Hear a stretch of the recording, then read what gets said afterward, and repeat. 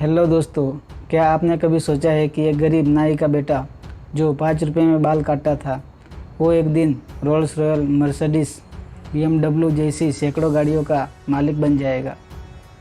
आपको लगेगा ये कोई फिल्म है, लेकिन नहीं, यह 100% सच्ची कहानी है रमेश बाबू की। इस आदमी ने साबित किया, अगर सोच बड़ी हो और मेहनत सच्ची हो तो गरीबी घुटने टेक देती है। चलिए जानते हैं द बिलियनर बार्बर की ये कमाल की कहानी। रमेश बाबू का जन्म बेंगलुरु के कर्नाटक में हुआ। उनके पिताजी एक साधारण नाई थे। बेंगलुरु में एक छोटी सी दुकान चलाते थे जहां लोगों के बाल काटते थे। सब कुछ ठीक चल रहा था, लेकिन तभी एक दुखद हादसा हुआ। रमेश बाबू के पिताजी का निधन हो गया। उस समय रमेश सिर्फ 7 साल के थे। पिताजी की मौत के बाद परिवार की स्थिति बहुत खराब हो गई। उनकी मां ने लोगों के घर में काम करना शुरू किया। बहुत ही तंगी में ज़िंदगी चल रही थी। रमेश बाबू की पढ़ाई भी मुश्किल से हो रही थी। लोग उनका मजाक उड़ाते थे, ये नाई का बेटा क्या कर लेगा।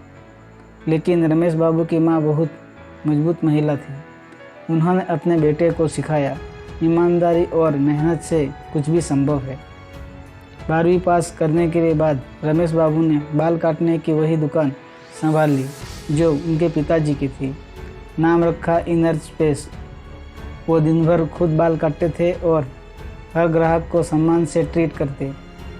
उनकी सोच ये थी, काम छोटा नहीं होता, सोच बड़ी होनी चाहिए। रमेश बाबू ने बाल काटने के साथ साथ कुछ नया करने की ठानी। 1994 में उन्होंने कर्ज लेकर मारुति ओमनी वैन खरीदी। उस समय उनका सपना था कुछ बड़ा करना। वो खुद उस वैन को किराए पर देने लगे। कभी कभी खुद ड्राइवर बनकर ग्राहक ले जाते। धीरे धीरे उन्होंने टूरिस्ट टैक्सी सर्विस शुरू की और नाम रखा रमेश टूरिस्ट एंड ट्रैवल्स।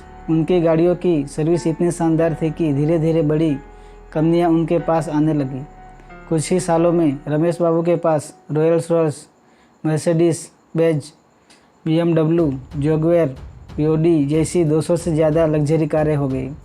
आज उनकी कंपनी बड़े बड़े सेलिब्रिटी और इंटरनेशनल क्लाइंट को कार सर्विस देती है। लेकिन क्या सबसे खास बात है, वो आज भी रोज़ सुबह अपनी दुकान पर बाल काटते हैं। रमेश बाबू कहते हैं, मैं कभी अपने काम में शर्मिंदा नहीं हुआ। दुनिया चाहे जो बोले, मुझे अपने पेशे पर गर्व है।